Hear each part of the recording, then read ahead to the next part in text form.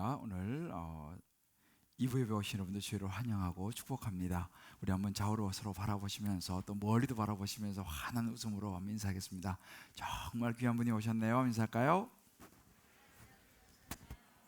네, 한 분 한 분 너무너무 귀한 분들이 오신 것 같습니다. 또 오늘 또 온라인으로 또 들어오신 분들도 또 주님의 이름으로 축복하고 환영합니다. 이제 이번 우리가 지금 계속적으로 하나님께서 주시는 안경이죠. 하나님께서 주시는 안경을 쓰고 세상을 보는 하늘 가치관으로 살아가기의 주제를 가지고 말씀을 나누고 있는데요. 오늘 그 이제 세 번째 시간입니다. 우리 마음의 중심이 누구에 의해서 다스려지는가는 굉장히 중요하죠. 우리의 생각, 여러 일들이 많이 일어나는 상황 속에서 나의 생각을 또 나의 마음을 어떻게 무엇이 중심을 잡고 있는가라는 부분입니다. 제가 지난 여름에 이제 안식월로 이제 영국을 갔다가 이 부두에서 이제 배를 놓치는 바람에 우리 가족들과 함께 하는 수 없이 시간도 늦고 숙소도 못 잡는 시간이라 노숙을 하룻밤 해야 했던 적이 있습니다. 물론 이제 밤을 새서 이제 노숙을 해야 됐지만 그렇게 마음이 그렇게 많이 힘들지는 않았습니다. 또 뭐 육체는 조금 피곤할지 모르지만 또 제가 가족들과 함께 있고 또 제가 가족들을 잘 지켜야 한다 이런 마음 때문에 또 뜬 눈으로 밤을 새우기는 했습니다만은 그렇게 힘들지 않고 그래도 마음이 참 좋았던 그런 기억이 있는데요. 왜 그러냐 생각해 보니까 이제 힘들지만 하룻밤 여기서 노숙하고 나면 이제 새벽이 날이 밝아오면 이제 첫 배를 타고 우리가 목적지로 갈 수 있다는 거, 가면 우리 계획대로 또 편안히 쉴 수 있다는 거, 그런 생각을 아마 했기 때문이 아닌가 이런 생각을 해보는데요. 뭐 여러분들도 지난 한 주를 지내면서 이런저런 일이 아마 많으셨을 거예요. 때로는 힘든 일, 때로는 좋은 일, 때로는 뭐 마음이 상하는 일, 이런저런 관계 속에서 많은 일들이 있었을 텐데 중요한 것은 우리 마음이 무엇에 의해서 이제 다스려지느냐라고 하는 것 같습니다. 그래서 그거에 의해서 많은 것이 달라지죠. 똑같은 상황과 환경이라도 이제 여러 느끼는 것들도 달라질 수 있다라는 생각을 해봅니다. 예수님께서 그런 말씀하셨어요. 오늘 마태복음 5장 5절 말씀에 보면 온유한 사람이 복이 있나니 그들이 땅을 기업으로 받을 것이며 라고 했습니다. 어떤 사람이 그러면 온유한 사람인가, 또 어떻게 온유한 사람으로 또 살아갈 수 있을까, 그래서 우리가 땅을 얻을 수 있을까, 이런 부분들을 오늘 이제 예수께서 말씀을 해주시는데요. 그래서 우리가 땅을 얻을 온유한 사람은 어떤 사람인가라는 부분입니다. 오늘 첫 번째 이제 예수께서 주신 말씀은요, 하나님의 말씀에 다스림을 받는 사람이 온유한 사람이다라고 말씀하십니다. 보통 우리가 이제 온유하다 이런 말을 들으면 여러분 어떤 이미지가 떠오르세요? 저 사람 참 온유하다 하면 보통 저 사람 참 마음씨가 따뜻하고 부드러운 사람이다, 이런 이제 아마 여러분들이 그런 그 이미지가 아마 떠오르실 겁니다. 뭐 때로 또 어떤 경우에는 저 사람은 참 누가 뭐라고 해도 말도 한마디 제대로 못하는 참 착하지만 왠지 좀 이렇게 약해 보이는 그런 이미지를 또 떠올릴 수도 있습니다. 물론 이제 우리 온유하다라고 하면 여러 그런 저런 이미지를 생각할 수 있지만 예수님께서 오늘 말씀하시는 이 온유한 사람이, 온유라는 말은요 원래 이 원어 헬라어로는 프라우스라고 하는 단어입니다. 이 프라우스라고 하는 단어는 그런 의미하고 조금 다릅니다. 이 당시 그리스 당시에 이제 이 야생마를, 말을 길들 때 야생마를 잡아다가 이제 조련을 해서 길을 들이는데요. 그래서 아주 전쟁에 능한 그런 명마를 이제 만들죠. 그러면 이 조련사가 야생마를 잡아가지고 훈련을 시킵니다. 훈련을 시키면서 계속 그때 하는 말이 무슨 말을 하면 프라우스라는 단어를 썼어요. 프라우스.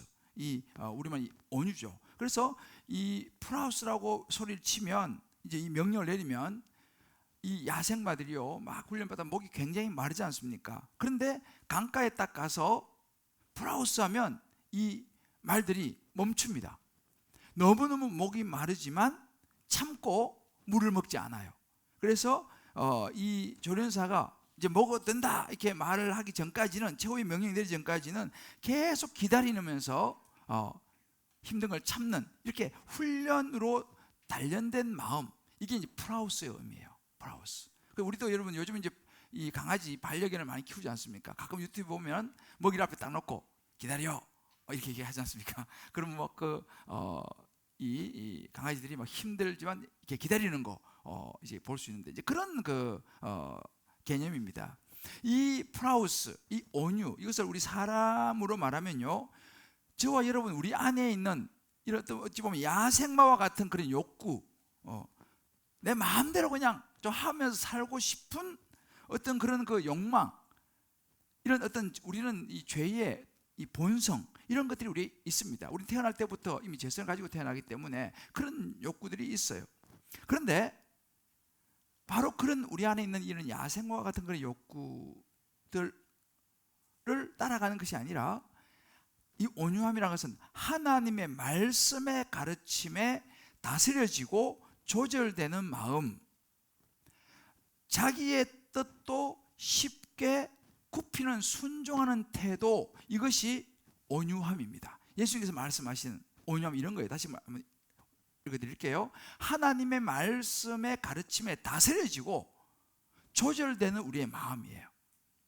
때로는 자기의 뜻이 있죠. 그러나 그 뜻도 하나님 말씀에 쉽게 굽히는 순종하는 태도, 이것이 온유함입니다.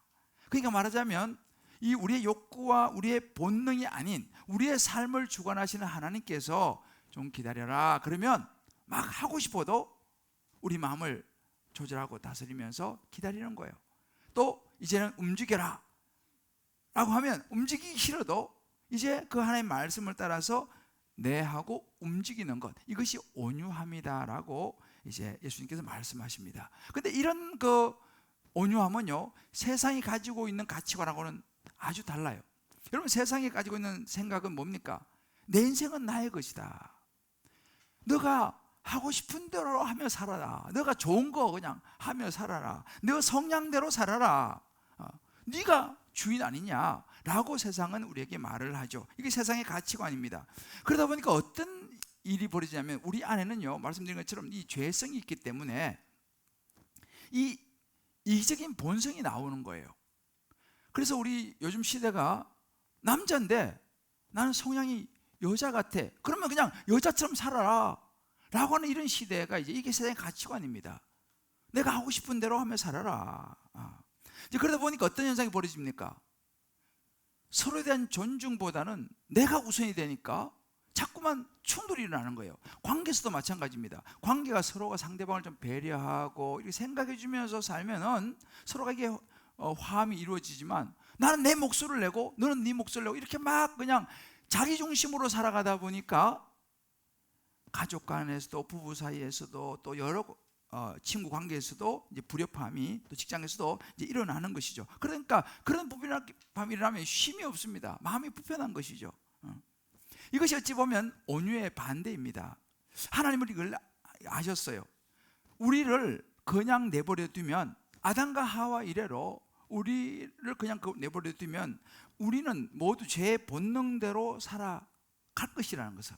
그래서 자기중심적으로 이기적으로만 살아가다 보면 세상은 더욱더 힘들어지고 다툼이 많아지고 더 타락할 것을 하나님은 아셨습니다. 그래서 하나님은요, 하나님이 세운 창조의 질서가 있어요. 그 질서와 역할, 그 말씀을 따라서 우리가 살아가야지, 그렇게 하나님의 말씀을 따라 살아가는 온유함으로 살아가야지 부부 사이도, 또 부모 자식 사이도, 또 우리가 살아가는 이 사회, 이 세상도 좋은 조화를 이루면서 평안 가운데 살아갈 수 있다는 것을 하나님이 아신 것이죠.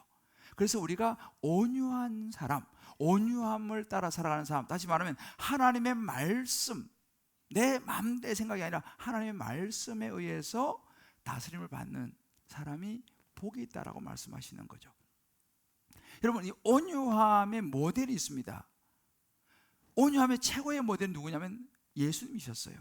여러분이 잘 아시는 마태복음 11장 29절 말씀인데요, 28절에 여러분 잘 아시는 수고하고 무거운 짐진 자들 다 내게로 오라 내가 너희를 쉬게 하리라 이렇게 말씀하시면서 29절을 말씀하셨어요. 나는 마음이 온유하고 이렇게 말씀합니다. 나는 마음이 온유하고 겸손하니 나의 멍에를 메고 내게 배우라. 그리하면 너희 마음이 쉼을 얻게 될 것이다. 이 온유함을 배우면 너희 마음이 쉼을 얻게 될 것이다. 이렇게 말씀했습니다. 예수님이 온유하신 분이라고 말씀하셨죠. 자, 그러면 어떻게 이렇게 말씀할 수 있습니까? 예수님은요, 하나님의 아들이셨어요. 그러나 예수님의 삶을 쭉 살펴보면요, 예수님은 자기 마음대로 절대로 살지 않으셨어요. 복음서에 보면 예수님은 항상 아버지의 뜻을 구했습니다. 이거 아버지가 하라고 하시는 건가? 이것이 아버지가 하지 말라고 하시는 건가? 항상 하나님의 뜻을 살폈습니다. 그래서 대표적으로 요한복음 17장 4절에 이런 구절이 있습니다. 아버지께서 내게 하라고 주신 일을 내가 이루어 아버지를 이 세상에 영화롭게 하였사오니라고 얘기합니다. 그러면 아버지, 하나님께서 예수님에게 하라고 주신 일이 뭡니까? 그건 굉장히 힘든 일이었어요. 너무너무 하기 싫은 아픈, 정말 때로는 수치스러운 일이었습니다. 뭡니까? 십자가를 지고 죽는 거였어요. 세상의 모든 사람들을 죄에서 구원하기 위해서, 그 죄값을 치르기 위해서 예수님은 십자가에 달려 모든 죄를 짊으시고 부끄러움과 수치를 안고 죽으셔야 됐습니다. 이건 너무너무 힘든 일이죠. 그런데 예수님께서는 아버지께서 내게 하라고 하셨으니까 내가 이 일을 한다라고 말씀하시는 거예요. 이게 뭐예요? 이게 온유함이죠. 인간적으로 힘들지만 하나님의 말씀을 따라서 자기의 마음을 이제 조절하고 따라가는 것이죠.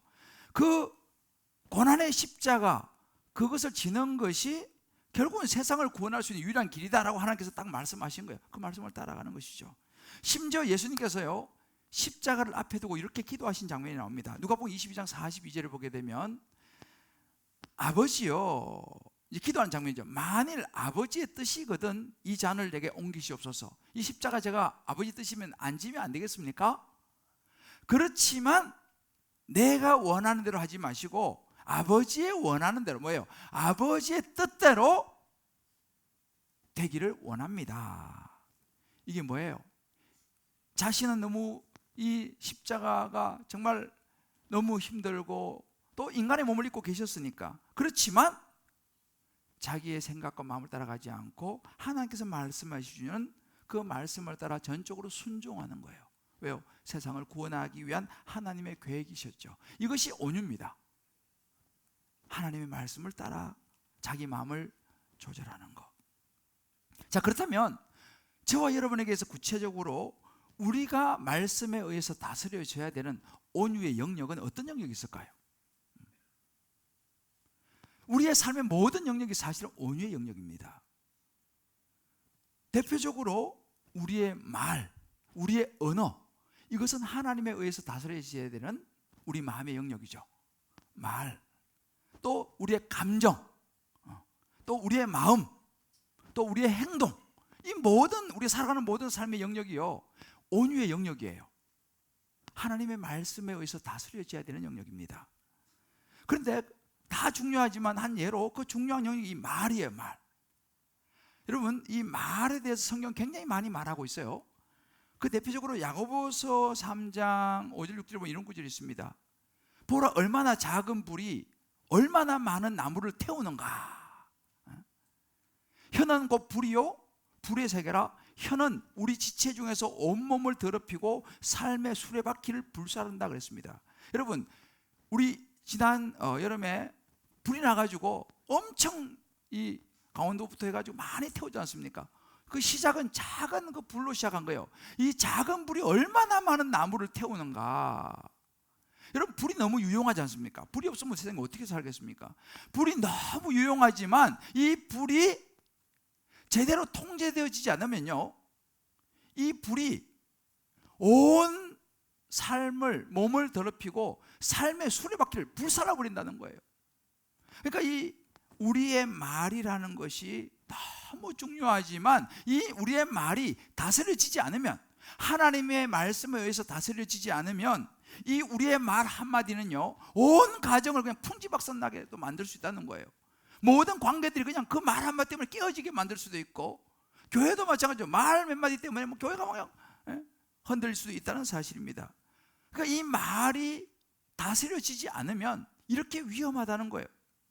그래서 하나님께서 말씀하시는 것은 뭐냐면, 이 말은 하나님의 말씀에 의해서 다스려져야 된다는 거예요. 하나님의 말씀을 따라서 때로는 막 아무 말이나 하고 싶은 대로 다 하는 게 아니라, 때로는 하고 싶은 이야기도 하나님 말씀에 비추어서 이건 아니다 라고 생각되어지면 그것을 멈출 수 있고 절제할 수 있는 것, 이것이 온유함이다 라고 이야기합니다.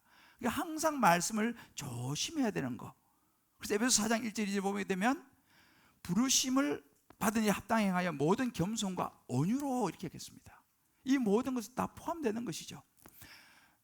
저는요, 우리 교회의 우리 교회는 이제 양육과 훈련 중심의 교회입니다. 이제 하나님의 말씀대로 이제 우리가 살아가는 참된 그리스도인이 되기를 우리는 소원하면서 가는 것이 우리 주님 기쁨이에요. 그래서 우리 제자 되어 세상을 변화시키는 생명 공동체, 그게 제자의 삶이죠. 그런데 제가 요즘 이번 학기도 저는 이제 사육 훈련을 하는데, 훈련하면서 어떤 숙제를 내주냐면요, 우리 남자 반 여자 반 있는데 남편들에게 집에 가서 이번 일주일 동안 부인에게 경어를 쓰고 오시오 라는 숙제를 제가 냅니다. 경어를 쓰고 오시오. 아내들에게도 이번 주 집에 가서 남편들에게 일주일 동안 경어를 쓰고 오시오, 이런 숙제를 냅니다. 그런데 이게 생각보다 굉장히 어렵다는 걸 제가 보게 돼요. 이 숙제를 내면 거의 한 50%는 실패를 합니다. 물론 이제 이 영어는 이런 경어 이런 개념이 좀 없죠. 우리 한국말은 이게 경어의 개념이 있지 않습니까? 그래서 사실은 이 한국 사람들에게는 이 언어가, 이 말이 사실 굉장히 중요한데, 한국의 이제 분위기가 뭐 안 그런 집도 있지만 대부분의 경우는 결혼을 하게 되면은 부부가 서로 편하다고 해가지고 거의 말을 놓는, 이렇게 그냥 그런 가정이 굉장히 많더라고요. 그러다 보니까 그냥 말을 그냥 이렇게 쉽게 던지다 보니까 부부 사이에 때로는 존중되어야 될 부분까지도 너무 때로는 무시받는 듯한 느낌을 받을 수도 있고, 이런 말이 이렇게 그냥 너무 쉽게 오가는 거예요. 또 이 호칭도, 우리 한국 이 부부의 사이의 호칭은 상당히 다양해요. 남편이 뭐 오빠가 되기도 하고, 뭐 자기가 되기도 하고, 뭐 여러 가지 있어요. 근데 중요한 것은 이 말이 너무 중요하거든요. 근데 왜 제가 이런 숙제를 내냐 하면은, 하나님의 말씀에 부부는 서로가 존중해야 된다라고 가르치고 있습니다. 자, 그러면 존중을 하려면 말이 존중의 의미가 나가야 되거든요. 그래서 제가 이 숙제를 내면서 온유를 훈련시키는 거예요. 그래서 하나님의 말씀에 따라서 내 말, 내 이 존칭도 다스림을 받아야 된다는 거예요. 우리는 그냥, 근데 이제 이렇게 제가 숙제를 내줘 보니까 그런 거예요. 서로가 어색한 거예요. 갑자기 왜 그래요? 그냥 하는 대로 해요. 불편하니까. 갑자기 막 남편이 와가지고, 그러셨어요? 이렇게 하니까 부인들이 막 어색한 거예요. 왜 그러냐고 지금. 이것이 뭐냐면 온유를 훈련하는 거죠. 이게 여러분 제자 훈련이고, 이게 사역 훈련입니다. 우리 감정도 마찬가지예요, 여러분. 감정도 있잖아요. 하나님 말씀에 의해서 다스려져야 돼요. 그러니까 나는 기질이, 나는 원래 좀 다혈질이야. 난 좀 뿔뚝 성질이 있어. 뭐 어쩔 수 없어. 여러분, 이건 온유가 아닙니다. 나는 경상도 사나이, 뭐 이런 거. 그러니까 그렇게 해서 우리는 그냥 자기 생긴 대로 성질, 기질대로 그냥 이렇게 살아가는 거. 세상에서는 그것을 뭐 용납할지 모르지만은 하나님께서, 예수님께서 말씀하신 그건 온유가 아니다 이렇게 말하는 거예요. 그래서 때로는 화가 나더라도 하나님 말씀에서 그건 아니다라고 하면 화내지 않을 수 있어야 한다는 사실이에요. 여러분 주변에 이런 사람이 참 무서운 사람이에요. 나 뒤끝이 없어. 화 엄청 내놓고 돌아서서 나는 기억도 안 나. 뒤끝이 없어. 여러분 이런 사람들, 이거 정말 굉장히 위험한 거예요. 왜 뒤끝이 왜 없어요? 이미 상대방은 맞아가지고 지금 쓰러졌는데 지금. 이것은 온유함이 아닙니다. 그러니까 말씀으로 다스려지지 않는 감정은요, 이거는 미성숙이에요. 우리가 보면요, 실제로 우리가 신앙생활 교회를 오래 다녀도 우리의 말과 우리의 감정이요, 하나님 말씀으로 다스려지지 않으면 그런 사람은 성숙하다고 말할 수가 없어요. 그런 가정은 화목하기가 어렵습니다. 그런 관계는 좋아지기가 어렵습니다. 여러분 보세요. 우리가 성경에 보면, 에베소서에 보면요, 그런 이야기 나와요. 어린아이의 일을 이제 버려야 된다. 왜냐하면 우리가 뭐 목사가 되고 뭐 이 교회 뭐 장로님 권사님 이렇게 오래 신앙생활하는 연륜이 있어도 우리의 말과 우리의 감정, 우리의 마음 이런 것들이 말씀에 다스리지 않으면요, 여전히 어린아이 티를 못 벗는 거예요. 여러분, 어린아이 특징이 뭡니까? 하고 싶은 대로 하는 게 어린아이예요. 엄마가 할머니 힘들고 어려워도 배고프면 무조건 우는 거예요. 무조건 저 달라고 그러는 거예요.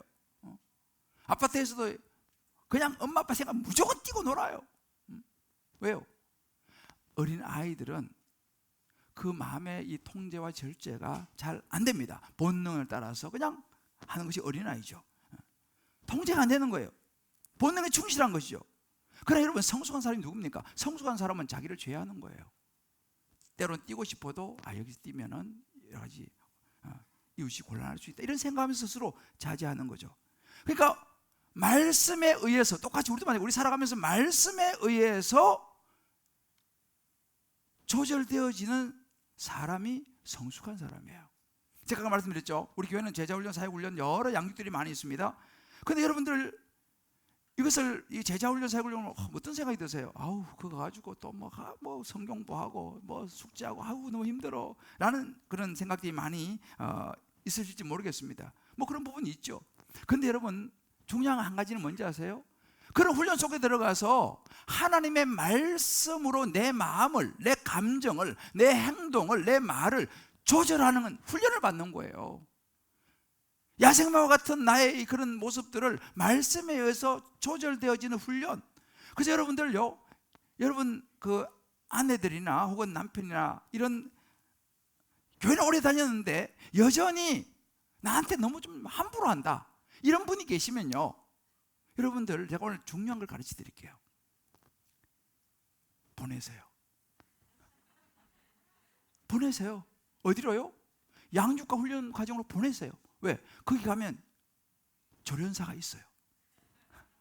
그래서 그걸 온유로 훈련시키는 거예요. 제가 지난주에 우리 교회 이제 또 양육 중에 하나가 마드와이즈라고 하는 참 좋은 또 양육이 있어요. 그 이제 수료식에 제가 갔는데 한 분이 나와서 이제 간증할 때 이런 간증을 했어요. 잠깐 읽어드릴게요. 마드와이즈를 통해 나의 존재 가치를 알게 되었고, 하나님의 크신 사랑과 우리 남편의 다름을 인정하는 것을 넘어 남편이 얼마나 소중한 존재인지, 마땅히 존중받아야 하는 존재인지를 깨닫게 되었습니다. 서로 다른 환경에서 자란 우리 두 부부는 서로가 이해하지 못하는 부분이 많았고, 특히 제가 남편을 못마땅해 했습니다. 존중해야 할 소중한 존재라는 것을 알게 되었고, 머리가 아닌 가슴으로 느껴지면서 남편에 대한 원망도 못마땅함도 사라지면서 편안해졌습니다. 그동안 힘들었던 마음도 한결 부드러워졌습니다. 이런 이제 간증을 했어요. 그러면서 막 눈물을 좀 흘리더라고요. 지금까지는 남편을 볼 때마다 너무 못마땅하고 성이 안 차는 거예요. 그러니까 그냥 말도 그렇고 뭐 이게 제대로 안 나간 거죠. 그런데 와서 말씀을 통해서 양육을 받으니까 이제 말씀이 자기 마음을 다스리기 시작한 거예요. 이게 온유한 거예요. 이게 온유해지기 시작한 거죠. 그러니까 자기가 온유해지기 시작하니까 내가 남편한테 그동안 너무 함부로 했구나, 내가 남편한테 너무 무시하고 못마땅하게 생각하고 말도 그냥 함부로 하고 그랬구나, 이거를 깨닫는 거예요.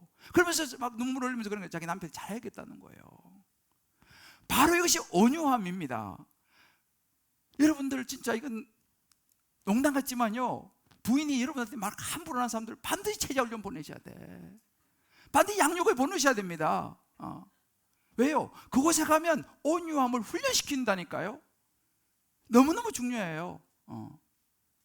남편이 여러분들에게 좀 힘들게 하는 사람이 있으면요, 그 남편을 반드시 양육과 훈련의 과정 속으로 보내셔야 돼요. 왜? 그곳에 가면 그런 온유함을 하나님 말씀의 다스림을 받는 마음이 되면요, 온유해질 수밖에 없다는 사실이에요. 그래서 요즘 이렇게 훈련을 제가 시키면 느끼는 것이 뭐냐 하면은,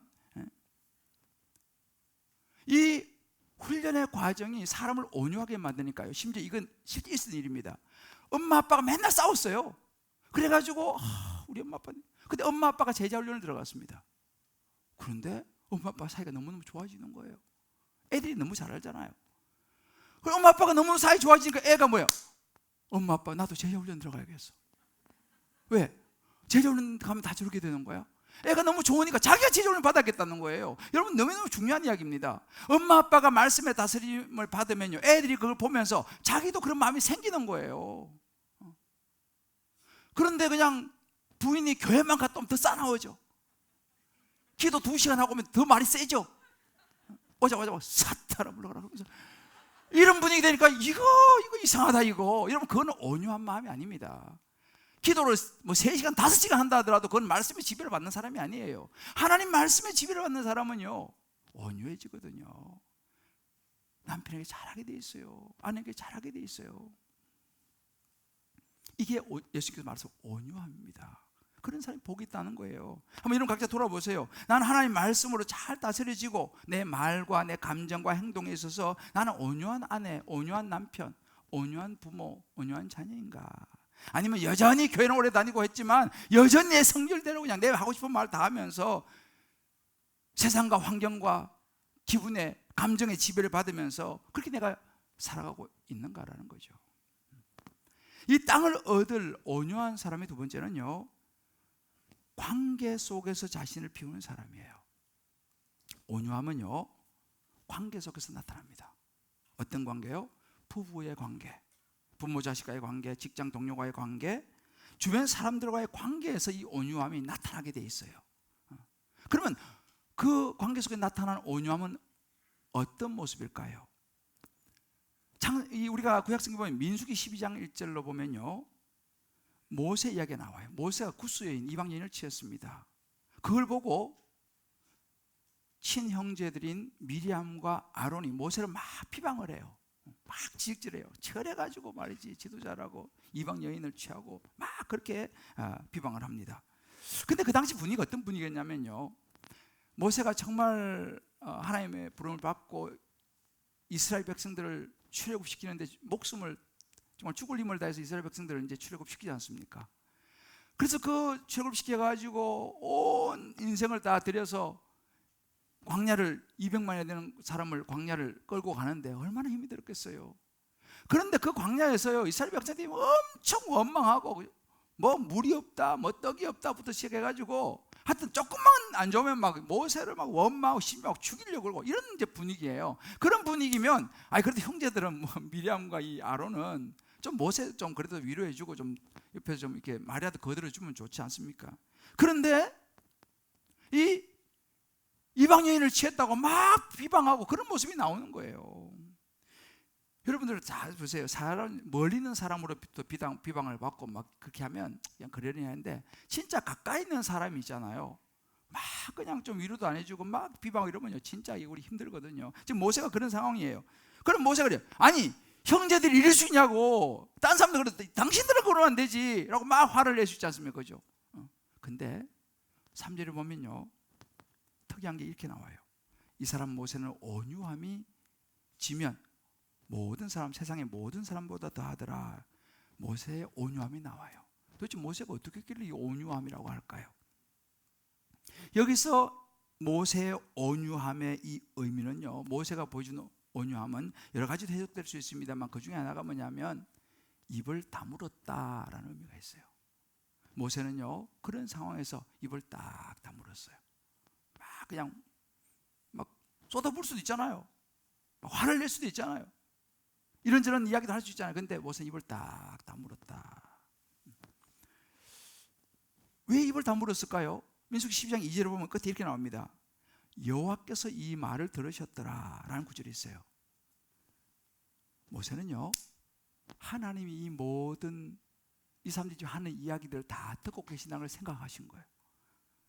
하나님이 이 모든 상황을 다 안다는 걸 모세는 생각을 했어요.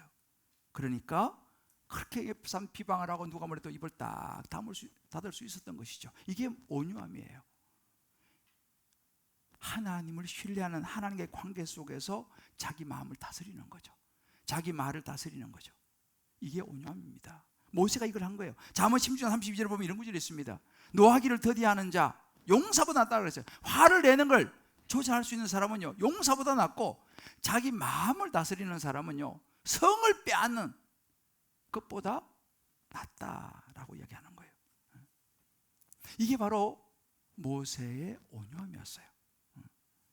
이런 하나님과의 관계에서 하나님 말씀에 의하여 다스려짐을 받는, 그래서 그 마음을, 하나님을 생각하면서 누가 뭐래도 마음을 비우고 다스리는 모습이죠.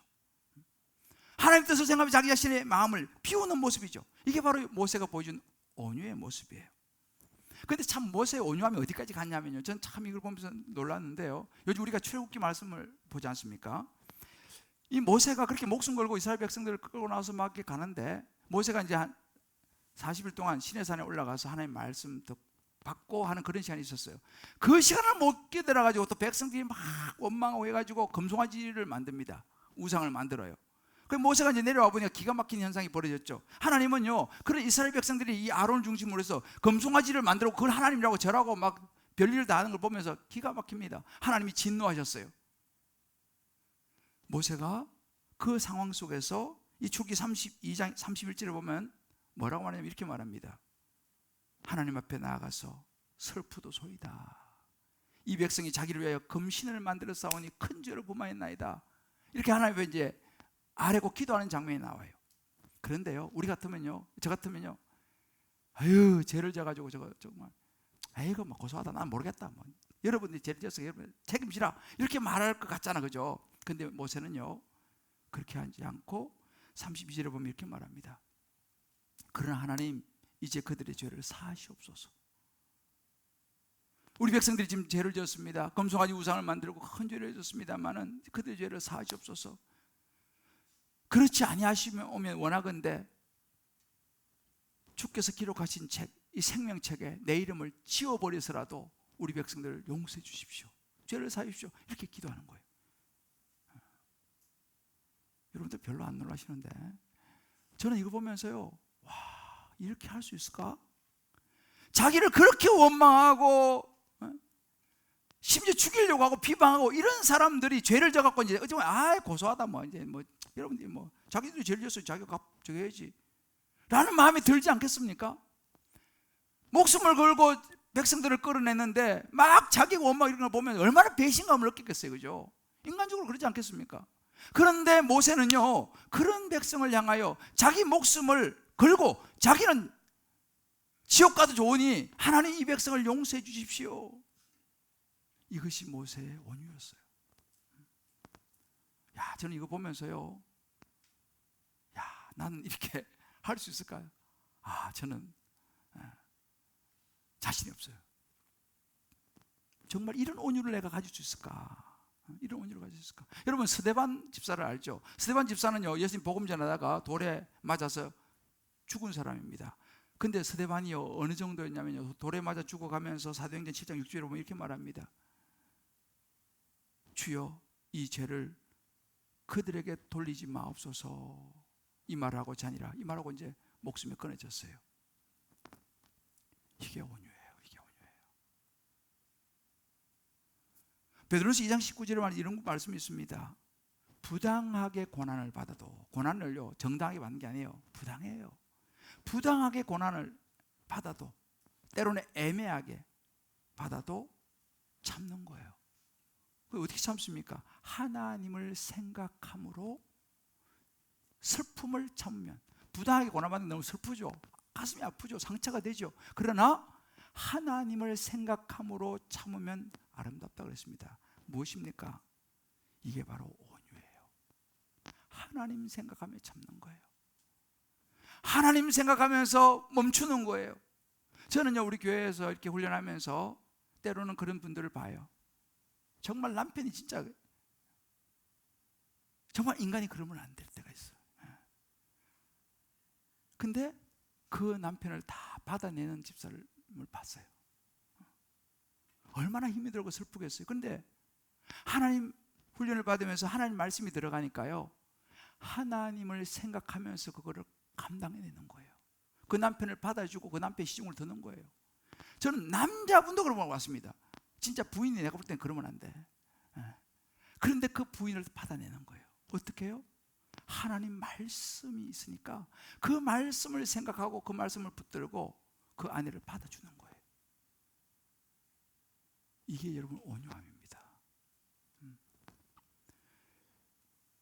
그러면 이런 온유한 사람, 하나님 말씀의 다스림을 받고 못 참을 것도 하나님 말씀 생각하면서 참으면서 마음을 비우는 이런 사람에게 뭐가 있다면 하나님이 땅을 기업으로 주겠다 그랬어요. 땅을 받는다는 거예요. 땅. 어떤 땅입니까? 땅 그러니까 기업 번쩍 되지 않습니까? 땅. 자, 우리 베프님 땅을 주신답니다. 이런 온유한 사람이 힘들잖아, 그죠? 이 온유가 쉽지 않아요, 여러분. 온유 불편해요. 그러나 하나님 말씀을 따라서 이렇게 다스림을 받고 내 마음을 조절하고 때로는 순종하는 이 사람에게 하나님은 땅을 기업으로 주신다고 말씀하셨는데, 이 땅이 뭐냐면요, 이 예수님께서 말씀하신 이 땅은요, 물론 우리가 흔히 말하는 이런 땅, 뭐 부동산, 뭐 이런 거, 상속 이런 것도 포함되지만 그것보다는 심령이 가난한 자에게 주시는 천국의 의미가 있어요. 심령이 가난한 자는 복이 내 천국이 것이라고 그랬지 않습니까? 그러니까 여기서 말씀한 이 땅이라는 것은요, 이 땅에 살면서 우리가 누리는 마음의 천국을 의미해요. 심령의 자유와 회복과 치유를 이 땅에 살면서 별의별 일이 다 만나는데 그 안에서 평안을 누리는 거예요. 이 마음의 천국, 이 땅에 살면서 마음에 누리는 천국을 땅을 라고 예수님이 표현하셨습니다. 제가 한 우리 집사님의 나눔을 여러분에게 좀 소개해 드릴게요. 이제 이게 땅의 개념이 여기 있어요.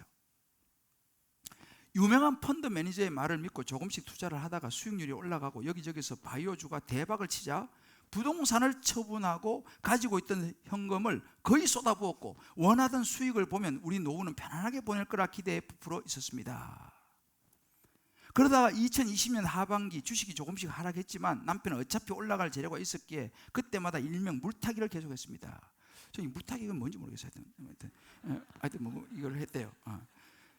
저도 좀 불안하기는 했지만 남편의 판단을 믿고 따랐습니다. 하지만 믿었던 투자 계획은 계속 미뤄지고 신뢰를 잃은 주가는 바닥을 모르고 떨어지기만 했습니다. 결국 2021년 3월 투자 금액의 70% 이상이 마이너스가 나자 그동안 버티던 남편이 무너지기 시작했습니다. 스트레스로 인한 우울증, 공황이 오고 평형 감각에 이상이 오면서 서 있기도 힘든 지경이 되었고 매일 울며 자책하며 괴로워하는 남편이 잘못될까 봐 두려워 돈은 필요 없다고 당신만 있으면 된다고 위로했지만 전혀 소용이 없었고 정신과 치료와 약물 치료도 해보았지만 효과는 그냥 점점 나약해지는 모습을 제 힘으로 어찌할 수 없었기에 마음이 너무 힘들었습니다. 심령이 가난한 상황이었습니다.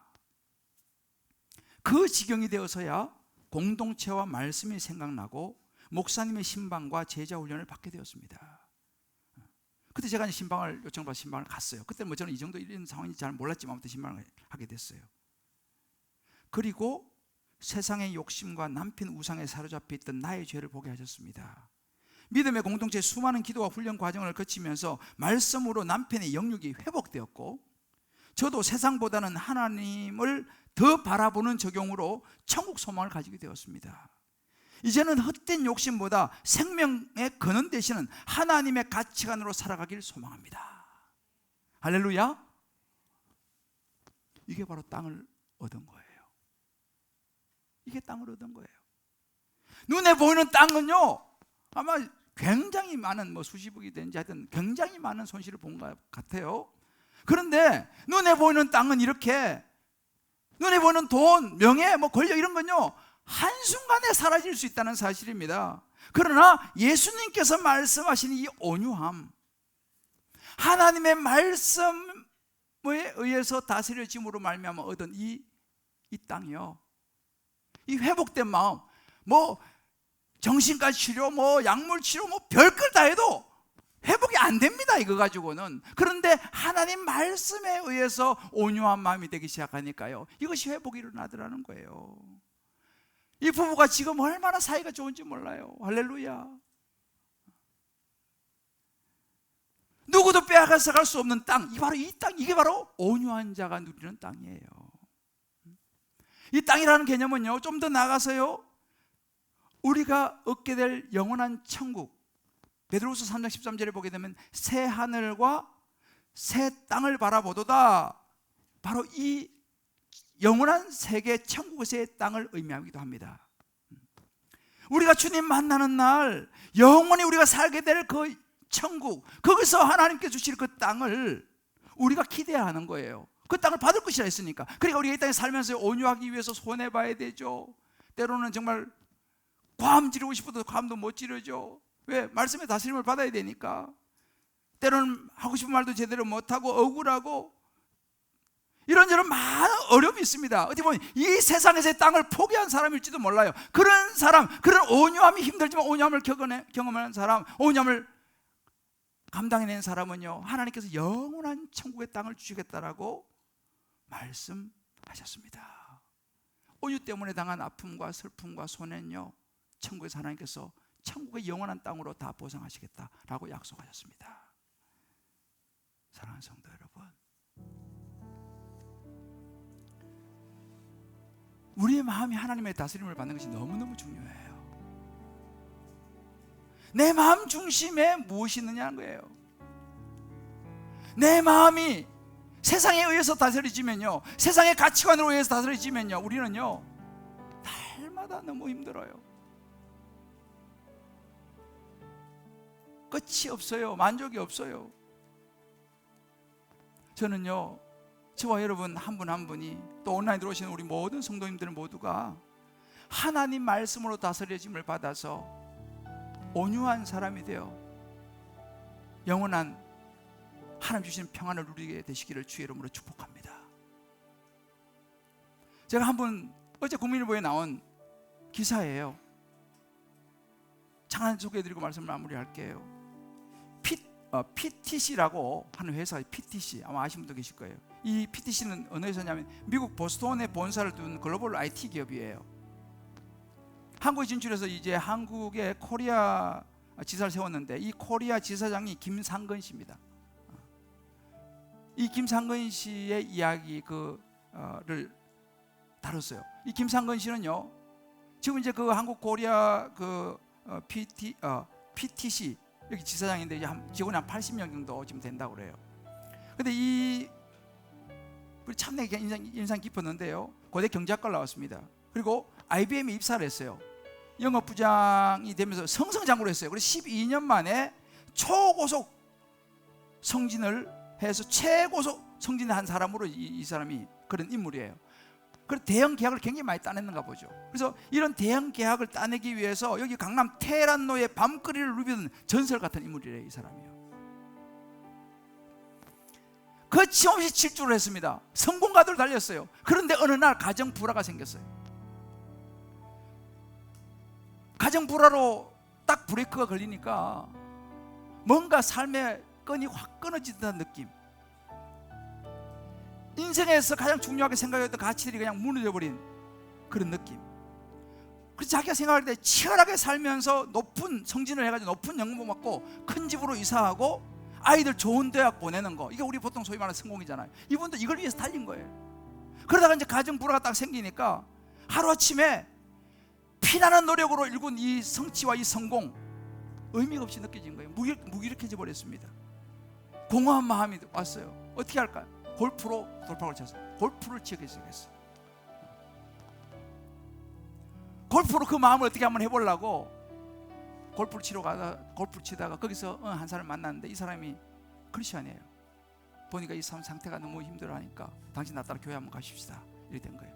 이 사람 평소에 교회는 연약한 사람들이 가는 거지 이렇게 생각을 하고 그것도 보지 않았어요. 근데 자기가 지금 너무 힘드니까 한번 따라가 보자 그래서 그 사람 따라 교회를 갔습니다. 교회를 가가지고 우리 말하면 이 속으로 다락방에 이제 한번 따라간 거예요. 거기서 자기의 이야기를 나누기 시작하면서 본물이 터진 거예요. 그러면서 이 사람에게 말씀이 들어가기 시작했어요. 그러면서 이 사람이 예수님을 만나고 우리 말은 큐티를 시작하기 시작했어요. 그전에는 우습게 생각했는데 이 말씀을 묵상하면서 그 말씀 속에 모든 경영이 다 들어있는 거예요. 고객들을 상대할 때마다 성경 인물들이 많이 나오잖아요. 그 인물들을 보면서 이런 별 고객이 다 있지 않습니까? 그 고객들이 이해가 가기 시작했다는 거예요. 고객이 공감이 되기 시작했다는 거예요. 그 성경에 보니까 성경이 다 있더래. 그게 처음에는 물론 사회와 이게 너무 좀 안 맞았지만 말씀을 묵상하고 말씀이 들리기 시작하면서 이분이요 성경 속에서 답을 찾기 시작했어요. 그래서 출근하면 성경 보면서 그날의 여러 가지 그 회사 지금도 이제 계속 끌어가야 되니까 그런 것들을 계속적으로 말씀으로 공급받기 시작했어요. 그래서 자기를 스스로 뭐라 부르면 큐티하는 남자라고 자기를 불렀어요. 말씀의 지배를 받으면서 온유한 사람이 된 거예요. 그리고 자기 간증을 쭉 하면 여러분 한번 기사 한번 읽어보세요.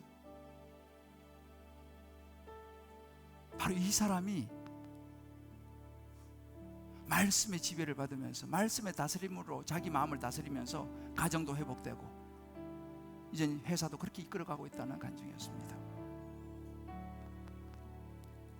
저는 이 시간 우리 찬양을 하나 하려고 하는데요, 주께서 주신 동산에라고 하는 찬양입니다. 저는 이 가사가 참 너무 마음에 와닿았어요. 이 말씀을 준비하면서 하나님께서 이 찬양을 생각나게 하시고 제가 어제 오늘 요 며칠 동안 계속 이 찬양을 제 마음속에 부르고 듣고 읊조리고 있는데 이 속에 온유가 들어있어요. 이 가사 이렇습니다. 주께서 주신 동산에 땀 흘리며 씨를 뿌리며 내 모든 삶을 드리리. 날 사랑하시는 내 주님께 비바람 앞을 가리고 내 육체는 세잔해도 내 모든 삶을 드리리. 내 사모하는 내 주님께. 저는 이게 온유 같아요.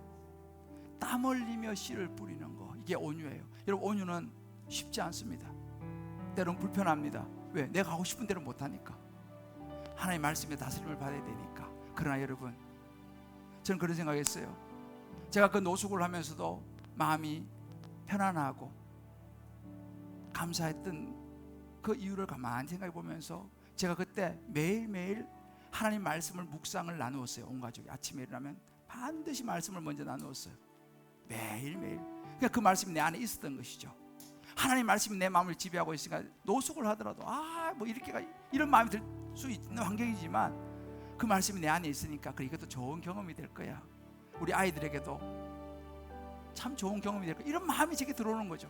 그러니까 이것이 얼마나 감사해야 되는 거죠. 땀 흘리며 씨를 뿌리는 거, 이것이 온유예요. 그러나 저는 제 마음을 더 붙잡는 구절이 뭐냐면 땅 끝에서 주님을 맞으리. 죽게 드릴 열매 가득 안고. 죽게 드릴 열매가 뭐예요? 온유의 열매죠. 하나님, 내가 말씀을 따라 사는 이 온유가 힘들었습니다. 그러나 그 온유의 열매를 가득 안고 주님, 땅 끝에 주님을 배우리. 주님이 얼마나 좋아하시겠어요. 그래, 내가 땅을 많이 줄게. 우리 찬양 가사 생각하면서 우리 말씀 가에서 아점 부르고 기도하겠습니다.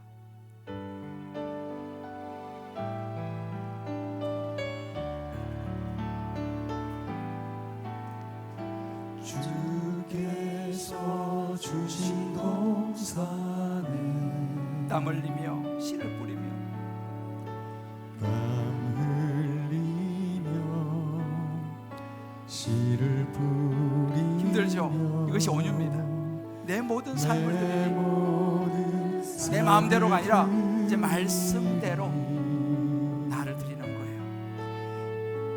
날 사랑하시는 내 주님께. 우리 인생이 그래요. 비바람이 앞을 가리는 거예요. 비바람 앞을 가리. 우리 육체는요 이제 점점 세잔해지는 거예요. 이게 인생이에요. 내 육체는 쇠잔해져도 내 삶을 주님께 드리는 거예요. 온유함이에요. 내 모든 삶을 드리니 때로 힘들지만 온유함을 말씀을 따라가는 거예요. 내 사모하는 내 주님께. 우리에게 소망이 있습니다. 땅 끝에서 주님을 만날 날이 있는 거예요. 이 땅이 전부가 아니에요. 주님 만나는 그날 하나님 온유의 열매 가득 안고 왔습니다. 힘들었지만 저 온유의 열매 많이 맺고 왔습니다. 땅 끝에 이게 소망인 거예요. 천국에 대한 소망인 거예요. 주님을 배우리 주께 드릴 노래 가득하고 하나님 우리에게 땅을 주시 나가셨습니다. 온유한 자는 복이 있나니 저희가 영원한 천국의 땅을 기업으로 받을 것이라 하셨습니다. 주님 오실 길 예비하라 땅의 모든 끝에서 땅의 모든 끝에서 주님을 찬양하라. 주님을 찬양하라 영광의 주님, 영광의 주님 곧 오시리라. 우리 다시 땅 끝에서 주님을 맞으니 그냥 오른쪽으로 찬양할까요? 주님을 향하여 주님을 맞으니 우리 안에 이 소망이 있어야 되는 거예요. 천국에 대한 소망이 있어야 되는 거예요. 그래야지 온유할 수 있어요. 그래 참을 수 있어요. 그래 견딜 수 있어요. 땅 끝에서 주님을 배우리 주께 드릴 노래 가득한 곳 주님 만날 그날이 우리에게 있습니다. 이 땅의 삶이 전부가 아니에요. 주님 만나는 그날 주님 우리에게 땅을 예비할 것입니다. 영원한 천국을 예비할 것입니다. 그날 우리는 주님을 찬양하게 될 것입니다.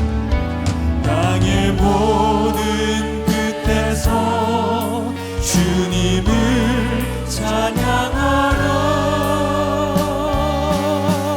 영광의 주님 곧 오시리라. 우리 한번 조용히 눈을 감고 한번 기도했으면 좋겠습니다.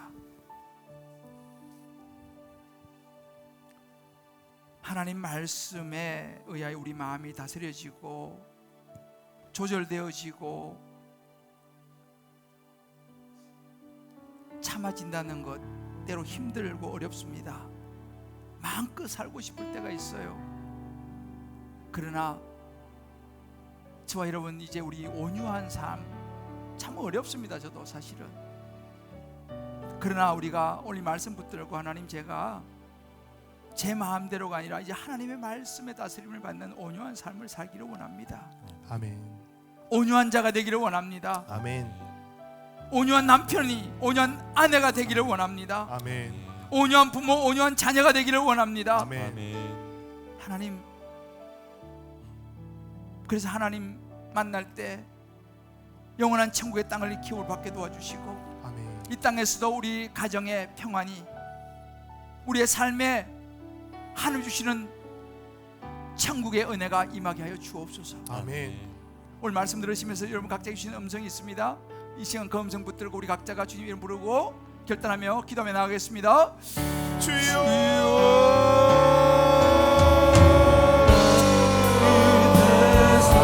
하나님 아버지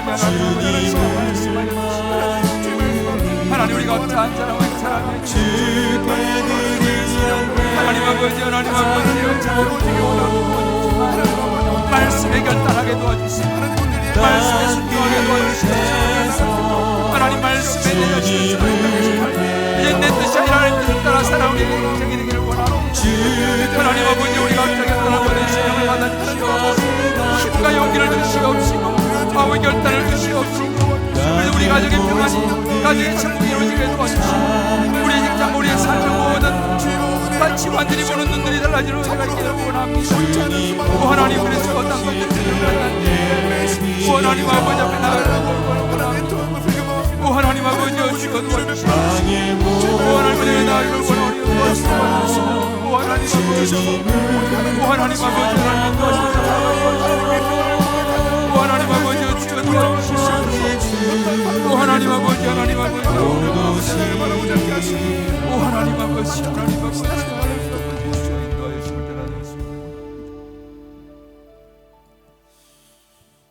하나님 아버지 저는 목사가 된 지가 벌써 이제 30년이 다 되어 갑니다. 그렇지만 아직도 말씀에 제 마음이 다 다스려지지가 않습니다. 제 감정이 다 다스려지지가 않습니다. 제 생각이 다 다스려지지가 않습니다. 하나님 아버지, 온유가 참 어렵습니다. 그러나 온유한 자가 복이 있다 하시고 천국이 저희 것이라 하셨기 때문에 다시 온유를 결단합니다. 아멘. 주여 도와 주시옵소서. 아멘. 주여 긍휼을 베풀어 주시옵소서. 아멘. 온유를 위하여 하나님 말씀에 내 자신을 맡기고 말씀대로 살아가기 위하여 땀 흘리고 씨를 뿌리고 내 모든 삶을 들여서 주님 만나는 그날 온유의 열매 가득 안고 주님을 만나게 하여 주시옵소서. 아멘. 주님 앞에 설 때에 제 마음대로 살았던 시간들은 아무런 열매가 없을 것 같습니다.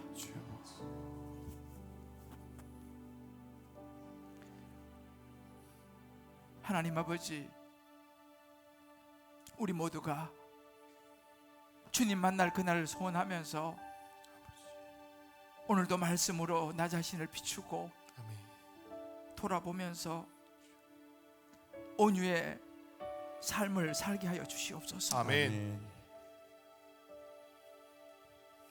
주변의 가족을 향하여 온유하게 도와주시고 아멘. 아내와 남편을 향하여 온유하게 도와주시고 자녀를 향하여, 이웃을 향하여, 부모를 향하여 하나님 온유한 사람이 되게 하여 주시옵소서. 아멘. 말씀으로 나 자신을 다스리게 하여 주옵소서. 아멘. 그래 우리 온 성도가 이 땅에서의 천국의 땅을 누릴 뿐만 아니라 영원한 천국에서 주님 앞에 많은 온유의 열매를 가지고 가셔서 천국의 영원한 기업을 받는 복된 성도님들이 다 되게 하나님 축복하여 주시옵소서. 아멘. 우리의 마음을 받으시고 도우실 주님을 찬양하며 예수님 이름으로 기도합니다. 아멘. 아멘. 아멘.